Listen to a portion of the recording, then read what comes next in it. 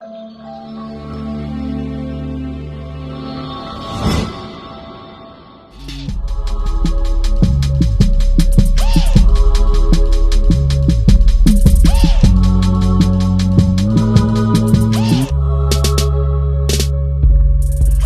to the Vaughn Johseph Show. You know who it is. It's your host, Vaughn Johseph. You guys, it's November. It's November. We've been away for a while. We are back on the attack. We have to be, because unless you've been living under a rock, you know that the political elections in the United States have just come to a conclusion, and you know what happened. Donald Trump beat the dynasty candidate in Hillary Rodham Clinton. Well, what do you know about that? Nobody saw that coming. I know. I didn't see it coming. Did you see it coming? I know you didn't see it coming. No one saw that stuff coming. Wow. So we got a special guest for you guys today, here to discuss all kinds of amazing stuff, here to discuss his thoughts on the politics, my thoughts on the politics, and we're just going to get right into it. I've got with us today, you guys, the one and only Mr. AlfonZo Rachel, all the way coming from the deserts of California. Zoe and I go way back. He's got a lot to say. You may have seen him on Fox. You may have seen him on Zoloft on the V3 TV network, or on 20 Pound Sledge. He's all over the place. So, Zoe, how we doing today, sir? Man, we are doing, well, we're doing fantastic. I mean, I heard you mention it's November. That's right, man. It's November. We're supposed to be thinking about Thanksgiving, man, and turkey, but instead we're thinking more about these jive turkeys out there messing up the streets. And but I mean, you know, I'm still trying to keep it positive and optimistic. But man, a lot of nutbaggery out here right now. Yeah, I saw the 110 or the 10, was it the 101 or the 110 freeway, and the 10 freeway was being blocked off by protesters out in California. They had the entire both sides of the freeway blocked off, much like when they do the Black Lives Matters protests. So what do you think that these people think that they're going to accomplish by blocking off the freeway, or even just going to the streets and protesting? Man, this is just catharsis. And I was, you know, we had talked earlier, man, and I was looking at this meme, and it was funny. You know, these people are swearing up and down that Trump is going to destroy America. Meanwhile, they're the ones who are out there destroying America. You know, it's like, or, you know, how they talk about, you know, they want jobs. It's like, man, you guys don't want a job. You guys are burning down the jobs. You don't want no job. You know, you guys want things for free. You know, it's like, but I don't get it. You guys want things for free. You want a free education so you can supposedly make a lot more money, but you don't want to spend the money because you want everything for free. You know, it's like, it doesn't, none of this stuff that they're doing is making sense. And as opposed to what it is that they think they're going to accomplish, you know, this isn't about this whole, these antics that they're doing, you know, and that's really what it is, man. It's antics. It's not based in any common sense. It's not based in any sort of redeeming value. This isn't about a better America for them. This is just catharsis. They have found it's like just pressure, man. It's just boiled up. It ain't got nothing to do with Trump. These people were angry before Trump. These people were angry before Obama. Some of these people ain't even old enough to know what it is that they need to be angry about, but they've been fed, they've been inundated with so much anger from a previous generation, issues that really don't even have much to do with them. But at the same time, none of these issues are really new. This is stuff that's been haunting us before Obama. They've been haunting us before they were haunting us before Kennedy. They were haunting us before Lincoln. They were haunting us before America was even founded. These are some of the same issues that have just passed on from generation to generation. And it's based in just in this desire to hang on to a grievance. You know, as the saying goes, man, this isn't about seeking the resolution. This is just about validating yourself and thinking that it's important to hang on to a grievance and making other people miserable with you. Sorry, I'm going off here, man, but that's what we're looking at. So why now, all of a sudden, do you think that it's become such a big deal? As you said, that all these issues have they've existed for decades, and they've been there. Why all of a sudden now do you think that these individuals have been energized and activated in their responding in the way they are? Well, once again, it's if I may, it's not even so much an all of a sudden. We've had this before. But I will say this though, What's going on today is it's a bastardization, man. It is a perversion of the kind of civil unrest that we had in the years past. Like, say, for instance, in the civil rights area, that was a protest, and it wasn't even a belligerent protest on the part of the protesters. It was who they were protesting who were the belligerents, right? And but that kind of civil unrest that we had, or even the civil unrest that we had during the Civil War, those who were fighting back against a certain establishment, that had redeeming value. This has none. This is a warped, perverted version of an exercise in protest. Number one, these people who claim to love the First Amendment so much, they don't understand that the First Amendment says peaceably assemble. And these guys have totally ignored that. They're out there protesting. They're just acting a freaking fool. This is a new kind of unrest in America. You're right in that. This is new. This is a new. I mean, we've had our civil unrest in America, but this is new, and it has no redeeming value. So, what do you think is like I'm reading about the Electoral College, because, as you know, Hillary won the popular vote, and Donald Trump won more electoral votes, and a lot of people are calling for the abolition of the Electoral College.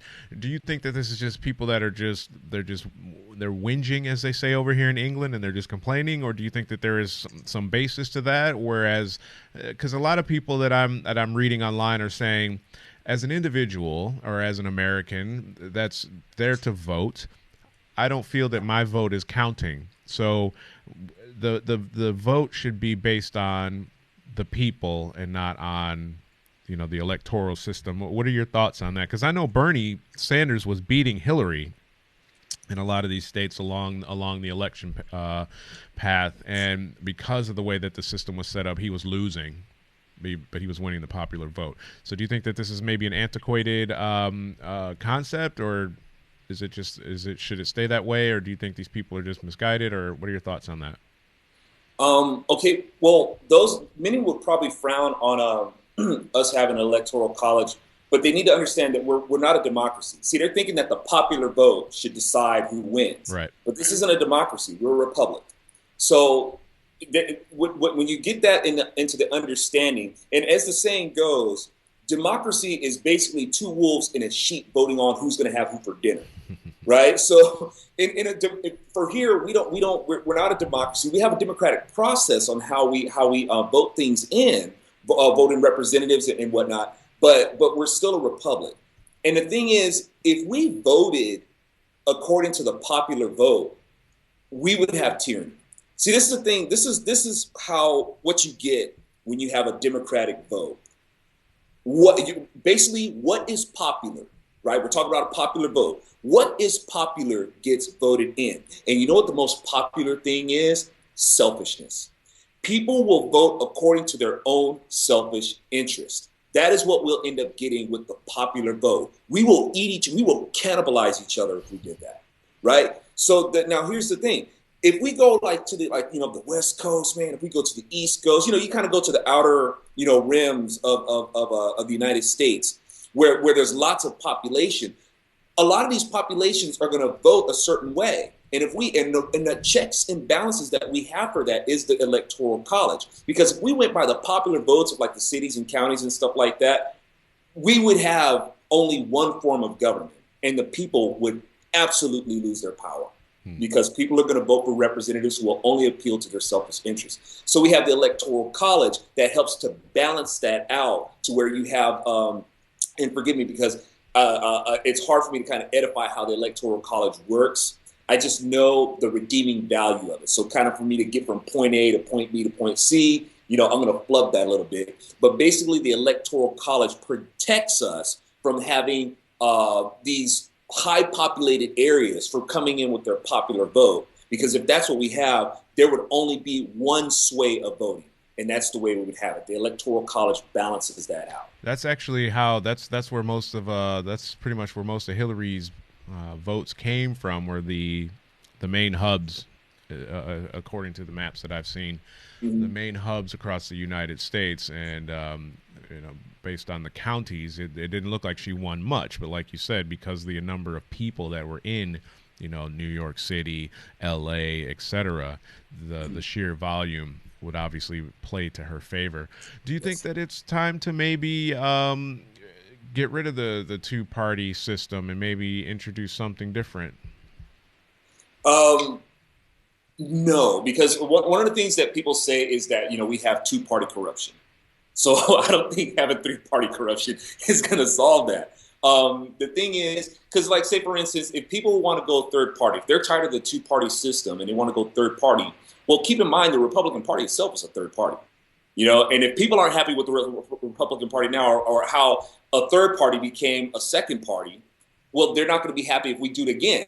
And the thing is, people have these ideals that we're going to bring in another party. Well, when that third party comes to power and it becomes more popular, it is not immune to corruption. It's going to happen too. And if I can, and I'm a Republican voter, and the thing is, right now, people just say that the two-party system is just basically a two-headed monster. And I agree. You have this two-headed monster. Why? And who does this? But the thing is, it's a two-headed monster, but which monster is it that they're really seeing? They're not seeing the monster of the Republican Party. The Republican Party is the party that stands closest with the Constitution. The Democrat Party, if you look at its platform, is fully antithetical to the Constitution.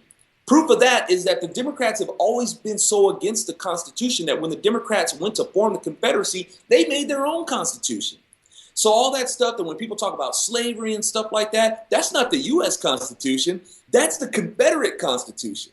So that's how, when people want to look at this two-headed monster, that is the real monster. And when Republicans start acting, or when they start laying down and letting the Democrats run roughshod over everything, that's when you're going to see that two-headed monster. It's not because a Republican Party is a monster. It's because too many Republicans are deviant or too freaking lazy, and they're acting like Democrats, or letting the Democrats have too much of their way. So when we can recover the Republican Party and get the Republican Party back to what it was supposed to be founded on, that was closely reflective of the Constitution, then we'll start to see these things get solved. But a third party, it's just asking for a bigger mess. With a lot of the things that I saw, and obviously me being in England, I don't get the same news that you do. To an extent, I do. Obviously, I have access to all of the cable news outlets and so on. As I see a lot of stuff online that you may or may not have seen, where a lot of these supporters of Trump, President-elect Trump, as we'll say now, are extremely vocal with their outward racism or racist views on things. And I don't know if this is accurate or not, but I've read that he was endorsed by the KKK. And you see obviously posters, with T-shirts that say "Make the White House white again," things like that. Does that not worry you as just a Black American, period, being in that environment on a day-to-day basis? Well, we got to take into account that a lot of that stuff is trollery, right? There are people there's a lot of imposters out there who are trying to do stuff like that to make it look like, this high population of KKK who's voted for Donald Trump. Now, some of it may be authentic, but a lot of it is trollery. We know, man, the propaganda machine in America here is big. And we know that the propaganda machine is driven by the left wing. And when we got one of the biggest industries here, Hollywood, is an industry of make-believe. And they're able to make things look a certain way. Now, once again, it doesn't take away from the fact that there probably are some authentic, white supremacists out there who are doing this. Or like, say, for instance, like David Duke. I think, and I don't justify this, I'm just saying let's look at the bigger picture. The bigger picture is David Duke was in the KKK and a Democrat for the majority of his political career.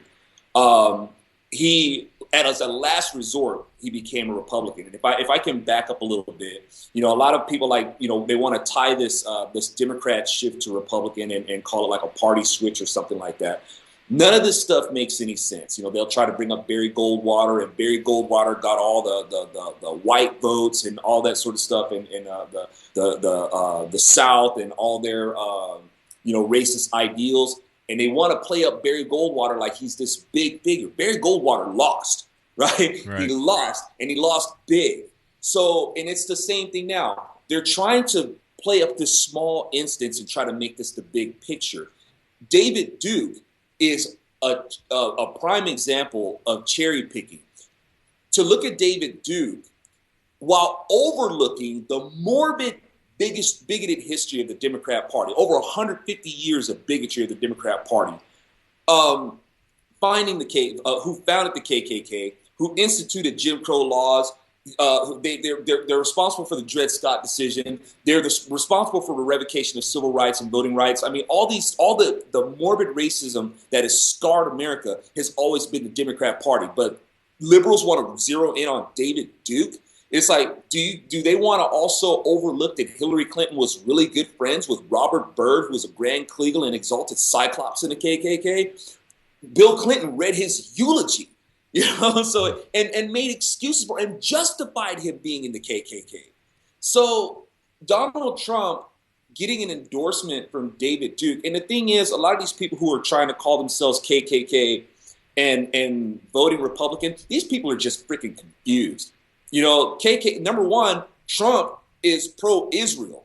KKK hates Israel. But if you have these people who are voting for Trump, well, then that means they're going to have to forfeit their anti-Jew sentiment to vote for Trump. I don't know if now the Dixiecrats said they would vote for a yellow dog before they would vote Republican, right? So it doesn't make sense that the KKK is going to vote in a pro-Jew president. That doesn't make sense. So a lot of this stuff, it doesn't really pass the smell test. Yeah, I know that that has been a major topic in the news. At least that's how I see the news here. When we're obviously in Europe, we see it a little bit differently when you're watching BBC and things of that nature. So so I hope you stay safe. I don't want there to be any drama brought into your life as a result of this. I know it seems like a lot of the things that he had been saying, he being Donald Trump during his campaign,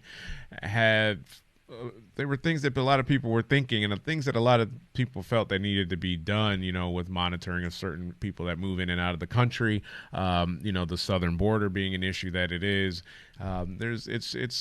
It's a lot of stuff that needs to be dealt with, but we'll see how it gets dealt with. But I know that a lot of people are upset about a lot of everything, it seems like, back home. So I don't really know what all is going to take place, but hopefully good things, because you can't hope for the president to fail. We're all Americans in this, and you all live in the same country. And if he fails, everybody fails. It's like I put up something on Facebook that says something to the effect of hoping that he fails is like hoping that the pilot that you're riding in a plane crashes the plane. You're all in that same plane together. Whether you like the guy or not is irrelevant. I'm seeing stuff like Michael Moore. He's talking about getting him impeached, and people aren't going to rest until he's out of office and all this other stuff. He's apparently, Donald Trump is up. He's up to go up in front of court for his Trump University. Apparently there was some issues going on with that, and there's all kinds of things that I'm reading that are leading towards people wanting him out of the office before he's even been sworn into the office. So it's really a bit crazy. I don't understand what's going on. If you didn't want him to get as far as he did, then they should have been a bit more strong or unified, I guess, on their side of the political coin, and it wouldn't have gotten to this point where they're rioting in the streets and holding up traffic and demonstrating and burning stuff down and things like that. So do you have any final thoughts on regarding this? Sure, man. If I may, Trump was not my first pick. But I understood what it was that he was doing. Trump has been involved in, things that are in popular culture, like with the reality TV shows, and Trump sold it. That was the thing. It's like, man, my whole thing's been trying to get Republicans to understand it, because we're supposed to be the free market party and the party of commercialism and stuff like that. So, okay, well, when are you going to start using that? When are you going to start using that affinity for the free market? Well, Trump did. He knew how to make his way through the culture. He knew that some of the things that he was going to say was going to be inflammatory. He basically almost ran it like the Jerry Springer Show. And the Jerry Springer Show was pretty dang popular. So he brought that into his wheelhouse, right? He didn't approach it like a politician. He approached it like an entertainer. And entertainment is very popular in America. It's popular pretty much anywhere. People like to be entertained. And that's what he did. So I got to give him kudos for that. Do I like some of the things that he said? No. Let me rephrase that. In terms of what he said, I can appreciate how his approach to his desire to want to solve things. Right? I can appreciate that. In the manner in which he said it, it's like, okay, I can see where that rubbed people the wrong way. But I'm trying to look past that and see what is it that you're actually trying to get to. And what he's trying to get to does have more redeeming value. So it's like, it's weighing that out. In terms of, people wanting him to fail, I can appreciate that too. I don't agree with it, but I can appreciate it. Like, say, for instance, liberals had a hissy fit, man, when Rush Limbaugh said that he wanted Obama to fail. I agree. I wanted Obama to fail too.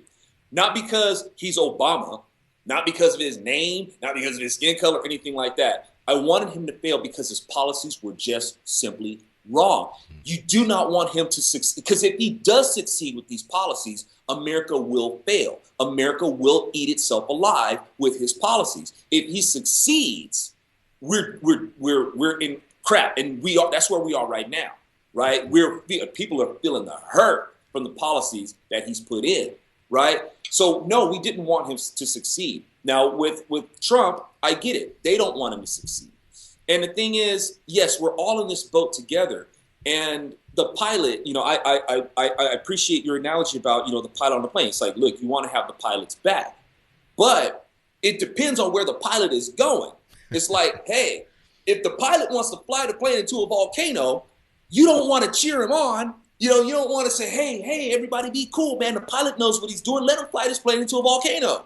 No, you might want to stop him from doing that. So compromise.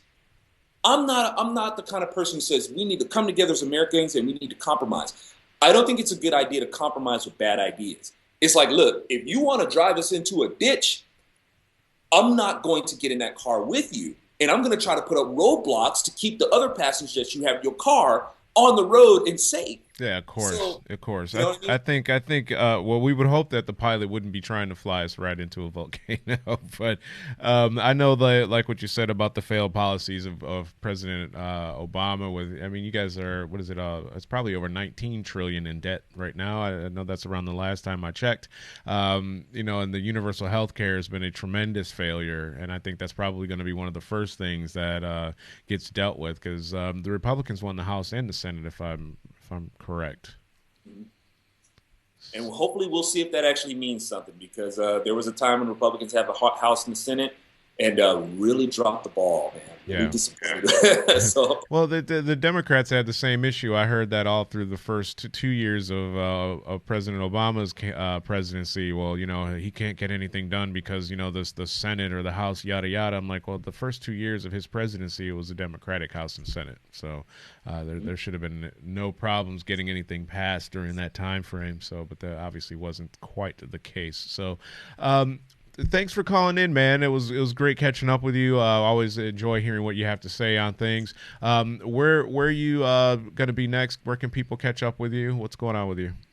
Well, still working on trying to finish up the next 20-Pound Sledge album. Still doing the Zoloft. Just really quick, it's like YouTube doesn't like my name, the Zoloft. It's like it's two separate words. It's not the medication. It's two separate words. They can't trademark Zo and Loft, But anyway, right. So they're giving me a hard time about that. But hopefully people will catch up with those on my website, AlfonZoRachel.com. And we still got the Gosnell movie coming out. Hopefully that'll be out at least as early as spring of 2017. So Brilliant, brilliant. AlfonZo Rachel, you guys hit him up on his websites, follow his stuff. You can see him on his website. He's also on V3 TV. If you can't catch him there, he's all over the place. Thanks for calling in today, brother, and stay safe and stay cool. It's not too hot out there in the desert, I hope. And during this time of the year, it's not too bad. it's not too bad. Right on, brilliant. Thanks for calling in, and we'll speak to you again soon.